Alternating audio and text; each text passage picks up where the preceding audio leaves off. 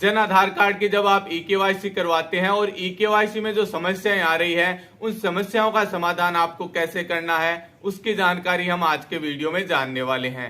Jan Aadhaar card की e-KYC से संबंधित पहला सवाल हमारा ये है कि जन आधार कार्ड की जब ई-केवाईसी करवाते हैं और ई-केवाईसी को हम ऑफिस से कैंसिल करवा देते हैं, ई-केवाईसी कैंसिल होने के बाद हम दोबारा उसकी ई-केवाईसी कितनी बार कर सकते हैं? तो इसका आंसर ये होगा कि जन आधार कार्ड की ई-केवाईसी ऑफिस से कैंसिल हो जाती है तो उस जन आधार कार्ड की ई-केवाईसी आप दोबारा कर सकते हैं। अगर दोबारा भी ई-केवाईसी कैंसिल हो जाती है तो तीसरी बार भी आप जन आधार कार्ड की ई-केवाईसी कर सकते हैं। जितनी बार भी ऑफिस से ई-केवाईसी कैंसिल होगी तो उस जन आधार कार्ड की ई-केवाईसी आप दोबारा कर सकते हैं। जन आधार कार्ड की ई-केवाईसी ऑफिस से वेरीफाई हो जाती है तो उसके बाद आप जन आधार कार्ड की ई-केवाईसी नहीं कर पाएंगे। अब यहाँ पर दूसरा सवाल हमारा ये है कि जन आधार कार्ड की जब ई-केवाईसी करवाते हैं तो ई-केवाईसी में जो नाम की मिस्टेक आ रही है, हिंदी का नाम जो गलत आ रहा है, उसे अपडेट कैसे करना है।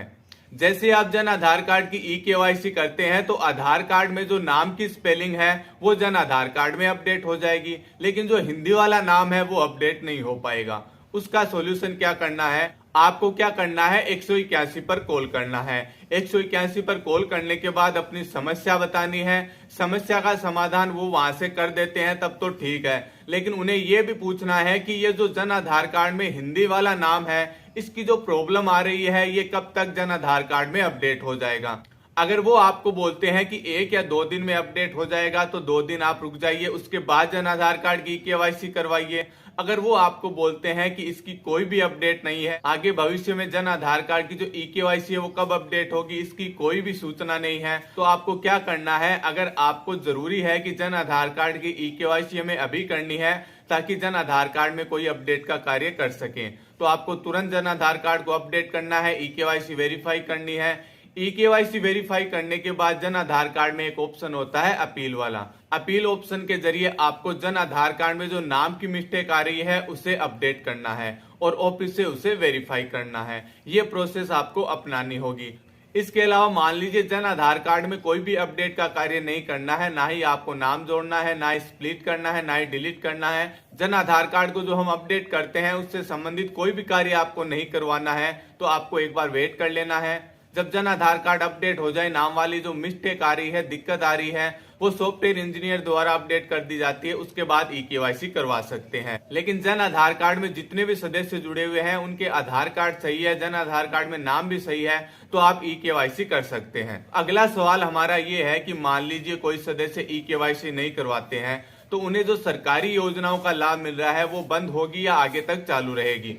तो इसका जवाब ये होगा कि कई व्यक्ति ऐसे हैं जिनको पेंशन भी मिलती है, राशन कार्ड से राशन सामग्री भी मिलती है और भी सरकारी अन्य योजनाएं हैं जिनका उनको लाभ मिलता है। अगर वो वर्तमान में ई-केवाईसी नहीं करवाते हैं तो आगे भी उनकी योजना स्टार्ट रहेगी, लेकिन ये आपको करवाना कंपलसरी है। धीरे धीरे ये योजनाएं स्टॉप हो जाएगी। जैसे जैसे आप ई-केवाईसी करवाते रहेंगे तो आपकी जो योजनाएं चल रही है वो आगे तक चलती रहेगी। सरकार का मुख्य उद्देश्य ये है कि जो एक योजना है उसका लाभ एक व्यक्ति को मिल सके। ऐसा व्यक्ति जो सेम योजनाओं का 2 जगह लाभ ले रहा है उनको वो योजना का लाभ नहीं मिल पाए। गलत तरीके से कोई व्यक्ति योजनाओं का लाभ ले रहे हैं तो वो योजनाएं उनकी बंद हो जाए। अगर आपके आधार कार्ड में सारी डिटेल सही है तो आप ई-केवाईसी आज ही करवाइए। अगर आधार कार्ड में कोई डिटेल गलत है तो सबसे पहले आधार कार्ड को अपडेट करवाइए, उसके बाद ई-केवाईसी करवाइए। जिन लोगों को पेंशन मिलती है उनका सत्यापन नवंबर माह में करना था, धीरे धीरे इसकी डेट बढ़ा दी गई। दिसंबर तक पेंशन का सत्यापन कर सकते हैं, मार्च तक सत्यापन कर सकते हैं, लेकिन जिन्होंने पेंशन का सत्यापन अभी तक नहीं किया उनकी पेंशन बंद हो गई।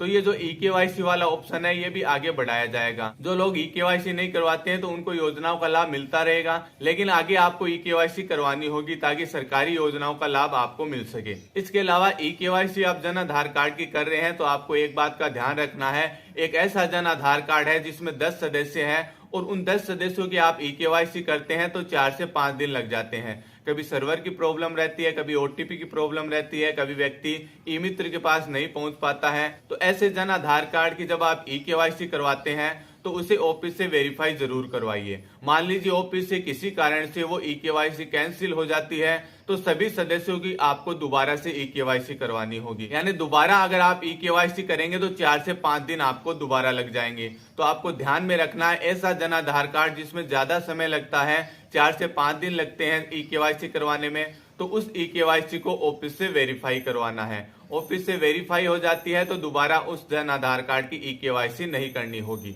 जन आधार कार्ड की ई-केवाईसी अगर आप कर रहे हैं, आपकी कोई समस्याएं आ रही हैं, तो आप हमें कमेंट बॉक्स में लिख के जरूर बताइए, आपकी समस्या का समाधान किया जाएगा। तो मिलते हैं अगले वीडियो में एक नई जानकारी के साथ, तब तक के लिए जय हिंद।